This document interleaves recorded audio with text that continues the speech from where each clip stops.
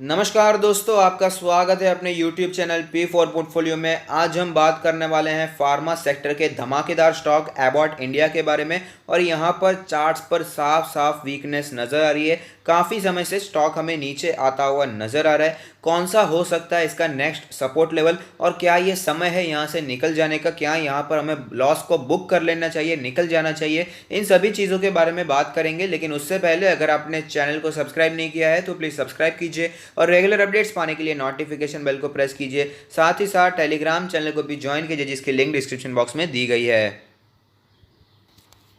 तो आप देख सकते हैं एबॉट इंडिया का लास्ट ट्रेडेड प्राइस है 14,947 रुपीज़, जो कि 1.25% हमें नीचे दिखाई दे रहा है। अगर बात करें इसके वैल्यूएशन के बारे में तो मार्केट कैप है 31,000 करोड़ के आसपास का। पी रेशियो 53.54 है। इंडस्ट्री पी 32.24 है। प्राइस टू बुक रेशियो है 13.06। डिविडेंड यील्ड काफ़ी अच्छा है, 1.67% का डिविडेंड यील्ड है। डिलीवरेबल्स की बात करें तो स्ट्रॉन्ग डिलीवरेबल्स यहाँ पर दिखाई दे रहे हैं। 62.71% की स्ट्रॉन्ग डिलीवरी यहाँ पर दिखाई देती है। तो अब चलते हैं चार्ट्स पर, वहां पर कैसी सिचुएशन बनी हुई है उसके बारे में भी बात कर लेते हैं। तो आप देख सकते हैं मार्केट में जब भयंकर गिरावट बनी हुई थी, 13,000 का लेवल इसके लिए सपोर्ट का लेवल माना गया था और उसके बाद अच्छी तेज़ी भी देखने को मिली। 18,000 के आसपास इसने अपना ऑल टाइम हाई बनाया, लेकिन उसके बाद साफ साफ वीकनेस यहाँ पर नज़र आ रही है। 18,000 के लेवल से ये 15,000 के लेवल तक ऑलरेडी आ भी चुका है। अगर बात करें यहाँ पर करंट सिचुएशन के बारे में तो आप देख पाएंगे सिर्फ 200 डेज़ के ईएमए के ऊपर चल रहा है। बाकी जो 100 डेज़ का है, 200 डेज़ 20 डेज़ का है, 50 डेज़ का मूविंग एवरेज है, उन सभी मूविंग एवरेज के नीचे फिलहाल स्टॉक ट्रेड करता हुआ नजर आता है।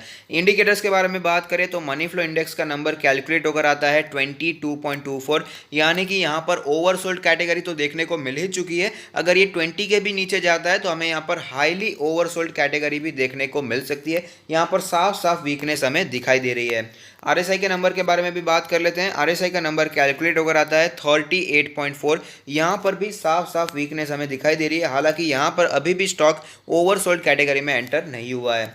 एमएससीडी के बारे में बात करें तो आप देख पाएंगे कि एमएससीडी में जो सिचुएशन फिलहाल बनती हुई नजर आ रही है, बिल्कुल भी यहाँ पर कोई सिग्नल ही नहीं दिखाई दे रहा है। पूरा कन्फ्यूजन यहाँ पर बनता हुआ ही नजर आता है। बॉलिंजर बैंड के बारे में बात करें तो यहाँ पर आप देख पाएंगे बॉलिंजर बैंड के कॉन्स्टेंटली लोअर बैंड के आसपास ये ट्रेड कर रहा है। मीडियन के आसपास जाता है और वापस वहाँ पर रेजिस्टेंस फेस करता है, नीचे आ जाता है। वैसे ही यहाँ पर हमें मूवमेंट देखने को मिल रही है। लोअर बैंड कैलकुलेट होकर आता है करंट मार्केट प्राइस के बिल्कुल ही नज़दीक 14,900 के आसपास लोअर बैंड है। मीडियन जो है वो है 15,436 का लेवल। अपर बैंड है 16,000 का लेवल। पिवट पॉइंट्स के बारे में बात कर लेते हैं तो यहाँ पर पिवट लेवल कैलकुलेट होकर आता है 16,354 का लेवल। रेजिस्टेंस के बारे में बाद में बात करेंगे, क्योंकि यहाँ पर हमें गिरावट देखने को मिल रही है। तो सपोर्ट्स के बारे में बात करना बहुत ही ज़रूरी है। तो यहाँ पर एक सपोर्ट हमें दिखाई दे रहा है जो कि करंट मार्केट प्राइस के बिल्कुल ही नज़दीक है। 14,900 के आसपास ये हमें पिवट पॉइंट्स पर सपोर्ट बनकर आता है, जहां पर स्टॉक ने एक बार सपोर्ट लिया भी था और वापस हमें तेज़ी दिखाई भी दी थी, लेकिन वो तेज़ी वापस गायब हो गई और इसी लेवल के आसपास स्टॉक हमें ट्रेड करता हुआ नजर आता है। अगर ये लेवल भी टूट जाता है, यहाँ पर भी स्टॉक सपोर्ट नहीं लेता, तो नीचे जो लेवल्स हमें दिखाई दे सकते हैं उसके बारे में भी बात कर लेते हैं। यहाँ पर दूसरा जो लेवल सपोर्ट का बनकर आता है वो है 14,084 का लेवल, जो कि 200 डेज के ईएमए के बिल्कुल ही नज़दीक है। अब बात कर लेते हैं ऑल टाइम चार्ट पर, वहाँ पर कैसी सिचुएशन बनी हुई है उसके बारे में भी बात कर लेते हैं।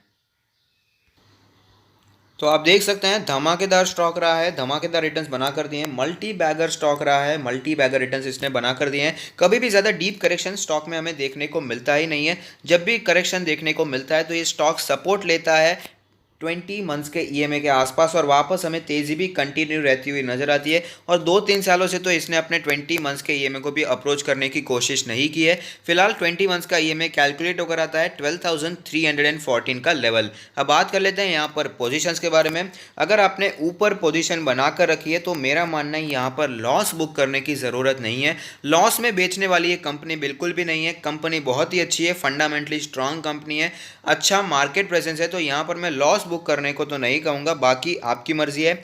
और अगर आपने यहाँ पर नीचे पोजीशन बनाकर रखी है, आप अभी प्रॉफिट में चल रहे हैं, तो मेरा मानना है यहाँ पर आपको होल्ड करना चाहिए।